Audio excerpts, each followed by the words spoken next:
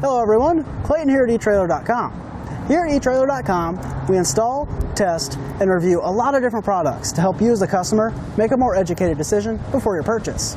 Today we're going to be working on a 2019 Ram 1500 Classic. We're going to be taking a look at and showing you how to install the Blue Ox baseplate kit with removable arms. Our baseplate is going to be one of those key components of our flat towing setup. We're going to have our baseplate, of course, our tow bar, our diode wiring, and our supplemental braking system. Our baseplate is going to be that key connection point between our tow bar and the frame of our truck. Our baseplate is going to be a steel construction, so it's going to be really strong for a long time. It also has a really nice black powder coat finish to help resist rust and corrosion as well. This is what it's going to look like installed with our arms in. As you can see, it kind of fits in where the tow hooks are supposed to be, so we don't have to drill into the actual bumper. It looks pretty nice on the front of the truck.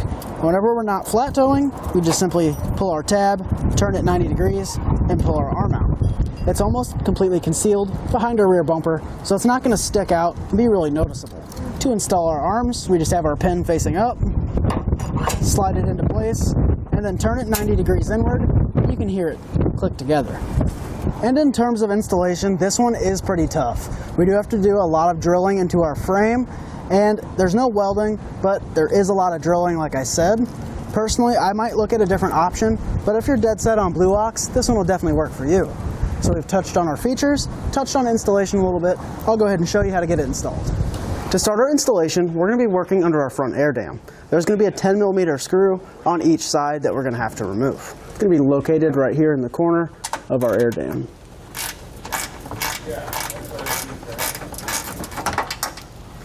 You can now repeat that same process on the other side. We're going to have white push pin fasteners along the bottom of our air dam. We're going to grab a nylon pry tool and just pry up on these to remove them. Just like that. We'll repeat that same process along all of our white push pins. I left our last two push pin fasteners here in the front. That way it can support itself. Grab our nylon pry tool. Pry these ones out. You do want to make sure to hold on to it for this last one so it doesn't drop. Just like that, we can now set it off to the side. Our instructions tell us to cut this little piece of our bracket out. We just want to trim it up here along the bottom of our frame rail here. Just going to notch this out and cut it nice and square. Our vehicle didn't have tow hooks, but if yours does, you'll be trimming off the same place as well. To trim this out, I'm going to use a Dremel tool with a cutoff wheel. You can also use a grinder with a cutoff wheel or a reciprocating saw. Whatever you have at home, you can go ahead and use.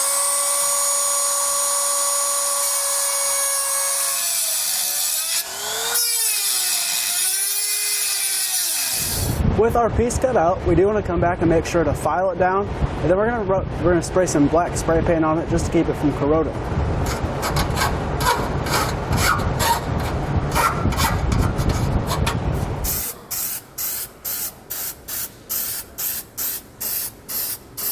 While our spray paint is drying on this side, you're good to cut out the other side.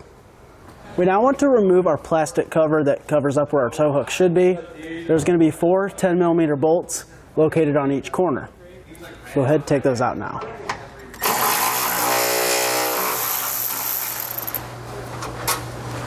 You can see our plastic cover moves. We're just going to kind of want to wiggle that out and kind of turn it up towards the top and slide it completely out. We'll set this off to the side. We can now grab our baseplate arm. For each side, you want the tab on the inside, just like this. What we're going to do is just hold it up and make sure it fits through our opening, and if it doesn't, we'll come back and trim more out. What we're going to do, kind of turn it sideways, slide it through our opening, and then butt it up against our frame rail back here, and just hold it in place. Looks like we're going to have just enough room. Depending on the trim of your vehicle, like I said, ours doesn't have front tow hooks, so this is solid. But if you'd want, you can trim this out, make it look a little bit cleaner. However, I'm just going to leave ours off and let the customer decide. Our instructions tell us to clamp our base plate in place. However, it's going to be pretty hard to work. I'm just going to grab a paint marker and mark the center of each of our holes, and then we can drill them out. With our holes marked, I'm going to come back with a smaller drill bit than our instructions say, just to get a pilot hole started. It's going to make it a lot easier for that bigger drill bit to cut.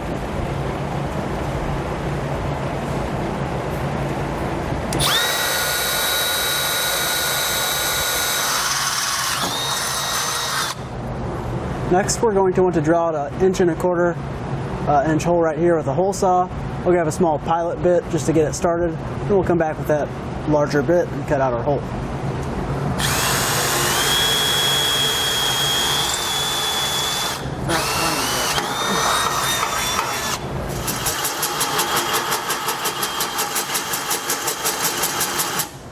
With our holes all drilled out, we do want to come back with some black spray paint and just spray paint over that holes to prevent any rust or corrosion over time. We are going to need to add red Loctite to all of our hardware. We want to slide our base plate up into place, then add our hardware. Now we want to take our handle nut, just put a little bend in it. Might have to try a couple different variations. Then we're going to stick that through our frame rail with the teeth facing in, and then we're going to thread our hardware onto it. This part might be kind of challenging, so just take your time. With all of our hardware started in our handle nuts, we can come back and just tighten it down. With all of our hardware hand tight, you can now grab a 19mm socket and tighten down all of our hardware. Then we'll move over to the other side and repeat the same process. With our hardware tightened down, we can now come back with a torque wrench and torque everything down to the amount listed in our instructions.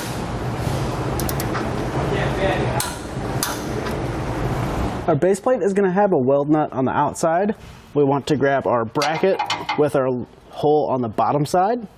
We can grab our 1/2 inch hardware with our red Loctite and get that one started. We'll repeat that same process on the other side. For our second hole, we're going to be using a 1/2 inch bolt with a flat washer. We're going to feed that through and get our nylon lock nut started on the back side. We'll do the same process on the other side. We're going to need to drill out one more hole for the third mounting location on our bracket. We'll grab our 1/2 inch drill bit and get it started. We can now come back with a smaller bit and drill out our pilot hole. We want to feed our handle nut through the back side of our bracket here. Might have to bend it a little bit. With our handle nut in place, we can get our hardware started. We can now come back and torque down our 3 bolts on each side the same way that we did for our other hardware.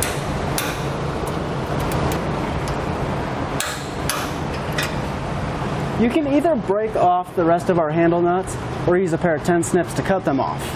If you're going to break them off, you just kind of have to wiggle them around and move them. However, I think it is easier just to use some snips. We want to take our quick link, drop that through the hole in our base plate. Then we're going to take our safety cable and just wrap it around our frame rail. You want to make sure to stay out of the way of anything hot or moving. We'll pull this down and then feed it into our quick link.